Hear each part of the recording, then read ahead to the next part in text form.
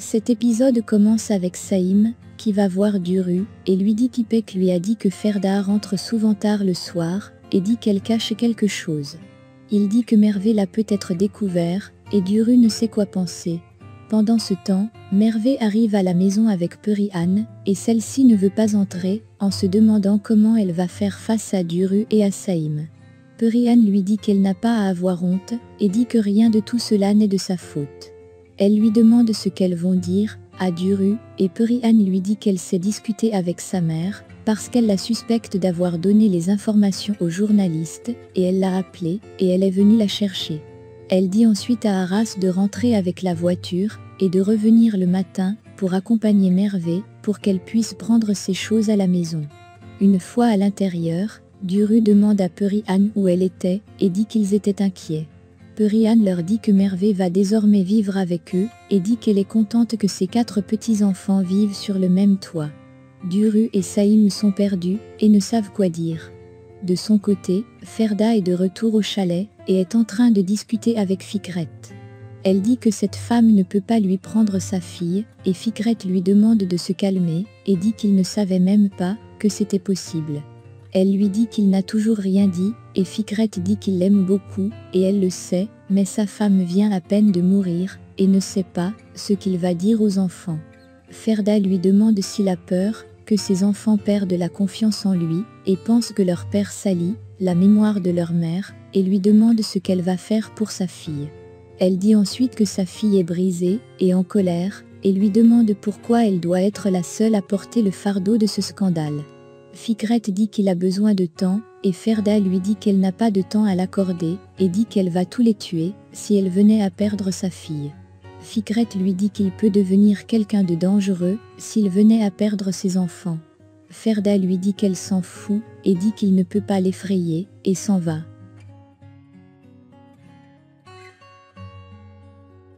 Une fois parti, Fikret se rappelle des mots de sa belle-mère, sur le fait qu'il est du mauvais côté, et va le supplier un jour, pour qu'elle le débarrasse de Ferda, et dit que ce jour est arrivé. Le matin, Fikret dépose Ferda chez elle, et elle s'en va sans dire un mot. Ipek est à la fenêtre, et est en train de les regarder. Ferda entre dans la chambre de sa fille, et est triste. De son côté, Perihan dit à Aras d'accompagner Mervé chez elle, pour qu'elle prenne les objets auxquels elle tient. Mervé lui dit qu'elle n'a plus rien de valeur là-bas, et Perihan dit que ça va passer. Fikret arrive, et demande à discuter avec Mervé. Elle refuse, et dit qu'elle n'a rien à lui dire. Fikret dit qu'il va tout expliquer, et Perihan lui demande d'arrêter de parler, et dit qu'il se ridiculise devant une femme qui pourrait être sa fille. Fikret a honte, et s'en va. Une fois partie, Mervé dit qu'elle ne veut pas vivre sous le même toit que lui, et Perihan lui demande de ne pas s'en faire, et dit qu'il va partir.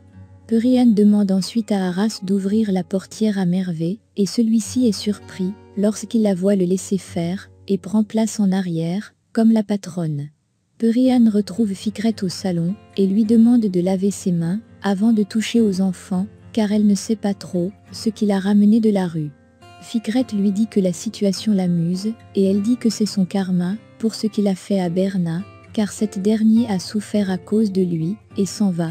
En voiture, Aras appelle Mervé, et lui demande de venir s'asseoir devant. Elle refuse, et dit qu'il est le chauffeur, et doit se contenter de faire son travail.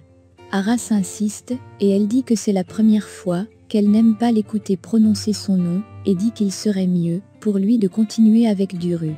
Elle lui demande d'arrêter la voiture, et sort. Aras la suit, et lui dit que la situation n'était pas facile pour lui, et dit qu'on lui a forcé. Il dit ensuite qu'il a dit à sa mère d'arrêter cette relation plusieurs fois, car Mervé serait brisée, si elle l'apprend, et dit qu'il a vendu sa dignité, et son honneur pour 2 paquets de comprimés par mois. Il dit que sa sœur est tout pour lui, et dit qu'il se réveille souvent la nuit, pour vérifier que son cœur bat toujours. Mervé dit qu'elle comprend pourquoi il n'a rien dit, mais cela n'explique pas pourquoi sa mère ne lui a rien dit à elle. De son côté, Ferda est en train d'appeler sa fille, mais elle ne répond pas. Puis, Mervé dit à Aras qu'elle le croit plus qu'à sa mère, et dit qu'elle a fait 2 funérailles hier, et dit qu'elle a enterré la foi et la confiance qu'elle avait en sa mère, et à ce qu'il dit. Arras dit qu'il est désolé de n'avoir rien dit. Elle lui demande s'il veut lui souhaiter ses condoléances, et que ce dernier n'est même plus son ami. Elle dit ensuite qu'ils doivent partir, et dit qu'il devrait l'ouvrir la portière, comme Perihan a dit. Une fois devant la voiture, Arras dit qu'il n'y a rien entre lui et Duru, et Mervé lui dit que c'est vrai, car cette dernière ne voit rien en lui que de l'amitié, et dit qu'il est comme Saïm pour elle. Elle lui demande de ne pas être triste, et dit qu'elle a ressenti cela également, et dit que les filles riches ne tombent amoureux des pauvres que dans les films. De son côté, Fikret est avec sa fille, et celle-ci lui dit qu'elle a pleuré la nuit. Puis, il voit les avocats de Perihan entrer, et demande à Hadjé ce qu'ils font là, et elle dit qu'elle n'a aucune idée. Une fois au salon, Duru lui demande où il était la nuit dernière, et Saïm dit qu'il y a eu du changement, et dit que Mervé va vivre avec eux désormais. Fikret dit qu'il trouve cela intéressant, et dit que Perihan rejette la fille, et garde la petite fille. Saïm dit qu'il y a plus, et dit que Ipek lui a dit qu'elle est Mervé suspecte Ferda de cacher quelque chose, et Duru demande à son père s'il sait de quoi il s'agit. De son côté, Mervé arrive chez elle, et hésite à entrer à la maison. De l'autre côté, Perihan rejoint ses petits-fils à table, et dit qu'elle est désolée de leur avoir fait attendre, et dit qu'elle avait du travail urgent. Elle demande aux enfants s'ils ont parlé de Mervé à leur père, et Fikret dit qu'il est au courant, et la félicite de s'être réconciliée avec sa petite fille. Il lui demande ensuite ce que les avocats sont venus faire à la maison, et Perihan ne lui répond pas. De son côté, Mervé entre à la maison, et Ferda vient la prendre dans ses bras. Elle lui demande de la laisser en paix, et dit qu'elle ne veut pas discuter avec elle. Mervé entre prendre ses choses dans sa chambre, et dit qu'elle ne les veut même plus, car ils ont peut-être été achetés avec l'argent de Fikret. Ferda dit qu'elle ne l'a jamais pris de l'argent, et demande à sa fille de rester, car c'est leur maison. Mervé lui dit qu'elle s'en sortait bien tous les deux, et dit qu'elle n'est pas une fille compliquée, et ne l'a jamais demandé quelque chose à la mode, comme le dernier téléphone, et lui demande en pleurant pourquoi elle a vendu leur dignité de la sorte. De son côté, Ipek demande à son frère où il est parti hier, et dit que Mervé et sa mère ne font que se quereller ces derniers temps. Arras lui demande de rester en dehors de cela, et elle dit qu'elle ne peut pas, et dit que Duru a appelé toute la soirée d'hier. Arras est perplexe, et lui demande ce qu'elle voulait. Pendant ce temps, Mervé discute avec sa mère, et lui dit qu'elle a toujours fait ce qu'il fallait, et dit qu'elle a même dû travailler fort, pour que sa mère n'ait pas trop de charges.